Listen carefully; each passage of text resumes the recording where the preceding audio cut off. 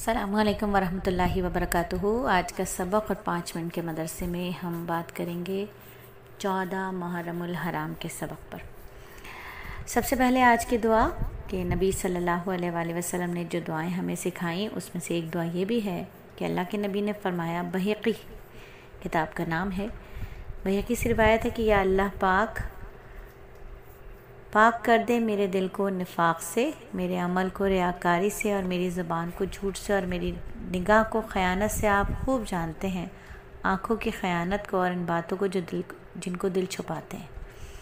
यानी हर वक्त दुआ करनी है कि अल्लाह ताला मेरे दिल को निफाक से पाक कर दे, मेरे हर अमल को रियाकारी से पाक कर दे, मेरी ज़ुबान को झूठ से पाक कर दे और मेरी निगाह को ख़यानत से पाक कर दे।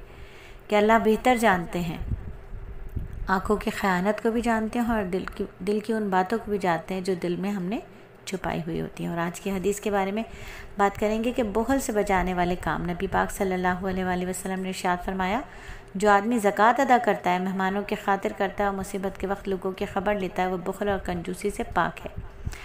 आज का अदब यही है कि बच्चे जो हैं वो सीटों पर, जो कुर्सियाँ होती हैं, सोफ़े होते हैं, उन पर जूते पहने पाँव रख देते हैं। ये बहुत बुरी बात है। इससे कुर्सियाँ ख़राब भी हो जाती हैं, सीटें ख़राब भी हो जाती हैं। और पहले दिन से ही उनको अगर ये तरबियत दी जाए कि ये दूसरे मुसलमान के लिए बड़ी दिल आज़ारी का बाइस होता है और मुसलमान को तकलीफ़ नहीं देनी चाहिए, ऐसे समझाया जाए कि बच्चों किसी को तकलीफ़ नहीं देनी चाहिए, तो ये एक अदब है कि बच्चों को ज़रूर तरबियत करनी चाहिए। और आज की तालीम वही मकरूहात नमाज के मकरूहात नमाज हमने आपको बताया कि 64 से ज़्यादा मकरूहात नमाज हैं। अगर आपको वो मकरूहात याद नहीं होंगे तो आपकी पूरी की पूरी नमाज जो है वह कराहत वाली हो जाएगी। और फिर ऐसी नमाज का क्या फ़ायदा जो इतनी ज़्यादा कराहत वाली नमाज हो। तो मकरूहात नमाज को भी बहुत अच्छी तरह सीखना समझना है और नमाज के वाजिबात, नमाज की सुन्नतों को भी बहुत अच्छी तरह सीखना समझना है। नमाज में जो मकरूहात हैं उनकी 2 इक़साम होती हैं। नमाज में क्या मकरूहात की 2 इक़साम होती हैं, एक तो मकरूह तहरीमी होता है और एक मकरूह तंज़ीही होता है। तहरीमी यह है कि वो बिल्कुल हराम से नज़दीक है, तो हमें बहुत ख्याल करना चाहिए नमाज़ पढ़ते वक्त। इन बातों को ज़रूर ध्यान में रखना चाहिए कि अल्लाह ना करे हमारी नमाज मकरूह तहरीमी वाली तो नहीं हो रही, कि ऐसा ना हो कि हमारी नमाज पूरी की पूरी कराहत वाली बन जाए। यानी ऐसी जगह पे नमाज़ पढ़ना जो रास्ते में हो, वहाँ भी जब नमाज़ पढ़ना ठीक नहीं है, इससे भी नमाज मकरूह हो जाती है। तो आपको और मुझे ये चीज़ों को सीखना ज़रूरी है, क्योंकि नमाज है, नमाज जिसकी जानदार है उसकी ज़िंदगी शानदार है। और जिसकी नमाज ठीक निकली नामा अमाल पर, अमाल के तोल के तराजू पर, तो इंशाल्लाह उसके सारे के सारे अमाल भी ठीक और पूरे निकलेंगे। तो इंशाल्लाह नमाज को सीखेंगे। और नमाज सीखने के लिए हम हमेशा आपको बताते हैं कि 0333130829 का नंबर डायल करें और वहाँ लिख दें कि मुझे नमाज सीखनी है। और आज का वाक़या कि 2 झगड़ा करने वालों को दीवार की नसीहत। ये बहुत ही ख़तरनाक वाक़या है कि बनी इसराइल का एक शख्स का इंतकाल हो गया। उसके 2 बेटे थे, उन दोनों के माबैन एक दीवार की तकसीम के सिलसिले में झगड़ा हो गया। जब दोनों आपस में झगड़ रहे थे तो उन्होंने दीवार से गैबी आवाज़ सुनी कि तुम दोनों झगड़ा मत करो, क्योंकि मेरी हकीकत ये है कि मैं एक मुद्दत तक इस दुनिया में बादशाह और साहिब ममलिकत रहा, फिर मेरा इंतकाल हो गया, मेरे बदन के अज्जा मिट्टी के साथ मिल गए। फिर इस मिट्टी से कुम्हार ने मुझे घड़े की ठीकरी बना दिया। एक तवील मुद्दत तक ठीकरी की सूरत में रहने के बाद मुझे तोड़ दिया गया। फिर एक तवील मुद्दत तक टुकड़ों की सूरत में रहने के बाद मैं मिट्टी और रेत की सूरत में तब्दील हो गया। फिर कुछ मुद्दत के बाद लोगों ने मेरे अज्जाए बदन की इस मिट्टी से ईंटें बना डाली। आज तुम मुझे इन ईंटों की शक्ल में देख रहे हो, लिहाजा ऐसी मज़मूम और कभी दुनिया पर क्यों झगड़ते हो। ये दुनिया बड़ी फ़रेब दहंदा है। फ़ानी होने के बावजूद ये लोगों के महबूब बनी हुई है। अपनी ज़ाहिरी रंगीनी और रानाई से लोगों को गुमराह करते हुए आखिरत से गाफिल करती है।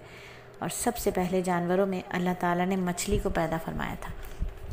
सबसे पहले जानवरों में अल्लाह ताला ने मछली को पैदा फरमाया था।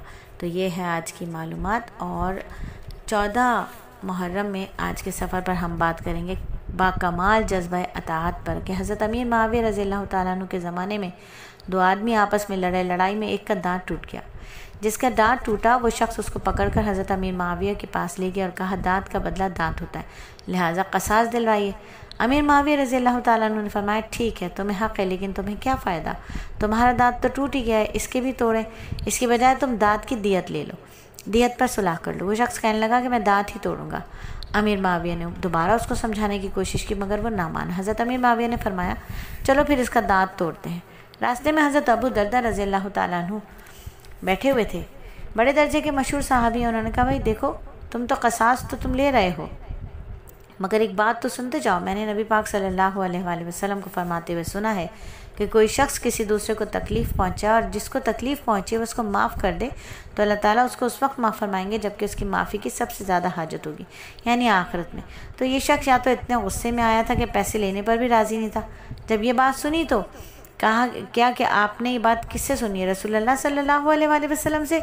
हज़रत अबू दरदा रज़ियल्लाहु ताला अन्हु ने फरमाया हाँ मैंने सुनी है और मेरे इन कानों से सुनी। वो शख्स कहने लगा रसूलुल्लाह सल्लल्लाहु अलैहि वसल्लम ने ये बात फरमाई है तो जाओ उसको बग़ैर किसी पैसे के माफ़ करता हूँ। चुनाचा माफ़ कर दिया। हदीस हम भी सुनते हैं, वो हजरात भी सुनते थे, लेकिन उनका हाल ये था कि नबी का इरशाद कान में पड़ा तो बड़े से बड़ा कस्तन इरादा, बड़े से बड़ा मंसूबा इस इरशाद के आगे एक पल में ढेर कर दिया। हम सुबह से शाम तक नबी सल्लल्लाहु अलैहि वसल्लम के इरशादात पढ़ते हैं और सुनते रहते हैं, लेकिन उस पर अमल का दायरा पैदा नहीं होता।